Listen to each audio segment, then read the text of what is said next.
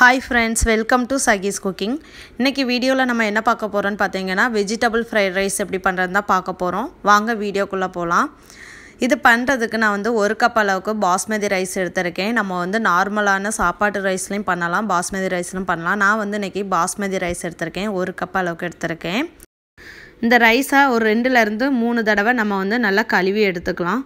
கழுவிட்டு இதுக்கு தேவையான அளவு தண்ணி சேர்த்து நம்ம வந்து ஒரு 1/2 an hour ஊற விட போறோம். ஒரு மூடி போட்டு 1/2 an hour ஊற விட்டுறலாம். இப்போ 1/2 an hour கழிச்சு நம்ம வந்து ஒரு பாத்திரத்துல ரைஸ் வேகிறதுக்கு தேவையான அளவு தண்ணி சேர்த்துக்கலாம். தண்ணி நல்லா கொதிச்சதுக்கு அப்புறமா ரைஸ்க்கு தேவையான அளவு உப்பு சேர்த்துக்கலாம். அது கூடவே 1 ஸ்பூன் ஆயில் சேர்த்துக்கோங்க. அப்போதான் ரைஸ் ஒண்ணோட ஒண்ணு ஒட்டாம நமக்கு உதிரி உதிரியா கிடைக்கும். அதனால ஆயில் சேர்த்துக்கலாம். ஒரு எலுமிச்சப்பழ சாறு ஒரு 4-5 சொட்டு சேர்த்துக்கலாம்.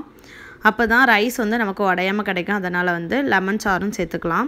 இப்போ நம்ம ஊற வச்சிருந்த ரைஸ் வந்து இதல சேர்த்துக்கலாம். சேர்த்து வேக விட போறோம் நம்ம. ரைஸ் வேக விட போது நமக்கு வந்து மீடியம் ஃப்ளேம்ல தான் இருக்கணும் ஸ்டவ்.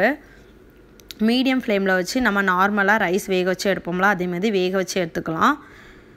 ரைஸ் ஓரளவுக்கு வெந்ததுக்கு அப்புறமா நம்ம வந்து செக் பண்ணி பார்க்கலாம். ரைஸ் வந்து நீங்க செக் பண்ணி பாக்கும்போது ரைஸ் வந்து ரொம்ப குழஞ்சிர கூடாது. இந்த மாதிரி நம்ம நசுக்கி பார்த்தோம்னா இந்த அளவுக்கு தான் வேகணும். இதான் கரெக்ட்டான ஸ்டேஜ். அதனால இந்த டைம்ல வந்து நம்ம வடிகட்டி எடுத்துறலாம். வடிகட்டி எடுத்து ஒரு 1 hour நம்ம வந்து அப்படியே ஆற விட்டுறலாம். இப்போ நம்ம ஃப்ரைட் ரைஸ் செய்ய போறோம். அதுக்கு வந்து ஒரு கடாயில 3 ஸ்பூன் ஆயில் விட்டுருக்கேன். ஒரு 4 பல் பூண்டை வந்து சின்ன சின்னதா கட் பண்ணி வச்சிருக்கேன். ஒரு துண்டு இஞ்சி, 2 மிளகாய், ஒரு பெரிய வெங்காயம் இந்த மாதிரி சைஸ்ல கட் பண்ணி வச்சிருக்கேன். அத இந்த ஆயில் ஹீட் ஆனதுக்கு அப்புறம் நம்ம இதோட சேர்த்துக்கலாம்.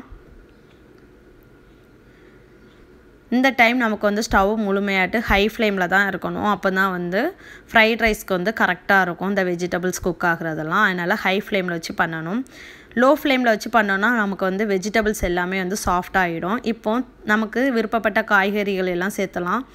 கேப்சிகம், பீன்ஸ், கேரட், முட்டைக்கோஸ் இதெல்லாம் வச்சிருக்கேன். உங்களுக்கு விருப்பப்பட்டா நீங்க வந்து கேப்சிகத்துல நிறைய கலர் உண்டு. ரெட் கலர், yellow எல்லாம் உண்டு. அது போக பச்சை பட்டாணி, ஸ்ப்ரிங் ஆனியன்லாம் உண்டு. அதையும் சேர்த்துக்கலாம். சேர்த்துட்டு அது கூடவே 1/4 ஸ்பூன் சுகர் சேர்த்துக்கோங்க. அப்பதான் அந்த வெஜிடபிள்ஸோட நிறம் வந்து மாறாம நமக்கு வந்து கிடைக்கும். இப்போ நல்லா வதங்கினதுக்கு அப்புறமாட்டு 1 ஸ்பூன் அளவுக்கு சில்லி சாஸ் சேர்த்துக்கலாம். 1 ஸ்பூன் சோயா சாஸ் சேர்த்து நல்லா கலந்து விட்டுக்கோங்க. இப்போ இந்த வெஜிடபிள்ஸ்க்கு தேவையான அளவு உப்பு சேர்த்துக்கலாம். சாதத்துக்கு நம்ம அப்பவே போட்டு வடிச்சாச்சு. அதனால வந்து வெஜிடபிள்ஸ்க்கு மட்டும் சேர்த்துக்கலாம். சேர்த்து நல்லா கலந்து விட்டதுக்கு அப்புறமாட்டு நம்ம வந்து என்ன பண்ண போறோம்னாக்கி இதுக்கு தேவையான மிளகாய் பொடி சேர்த்துக்கலாம். கொஞ்சமா சேர்த்திருக்கேன். 1 ஸ்பூன் அளவுக்கு மிளகு பொடி சேர்த்திருக்கேன். சேர்த்து நல்லா வதக்கி விட்டுறலாம். இப்போ நம்ம வந்து ரைஸ் வந்து வேக வச்ச ரைஸை வந்து சேர்த்துக்கலாம். ரைஸ் வந்து நமக்கு நல்லா சூடு ஆறிறணும். அப்பதான் நல்லா இருக்கும். சூடு ஆறினதுக்கு அப்புறமாட்டு நம்ம வந்து இதல சேர்த்து லைட்டா அந்த மாதிரி ஒரு சைடுல இருந்து எடுத்து போட்டு நம்ம வந்து மிக்ஸ் பண்ணி விட்டுறலாம். ரைஸ் வந்து உடைஞ்சிராம இருக்கணும். இந்த மாதிரி எல்லா சைடும் நல்லா மிக்ஸ் பண்ணி விட்டுறலாம். நம்மளோட சூப்பரான ஃப்ரைட் ரைஸ் வந்து ஆல்மோஸ்ட் ரெடி ஆயிடுச்சு. நீங்களும் இதே மாதிரி மெத்தட்ல செஞ்சு பார்த்துட்டு என்னோட கமெண்ட் பாக்ஸ்ல கமெண்ட் பண்ணுங்க. வீடியோ பிடிச்சதுனா லைக் பண்ணுங்க, ஷேர் பண்ணுங்க, சப்ஸ்கிரைப் பண்ணுங்க. அப்பதான் நான் போடுற எல்லா வீடியோஸும் உங்களுக்கு நோட்டிஃபிகேஷனா வரும்.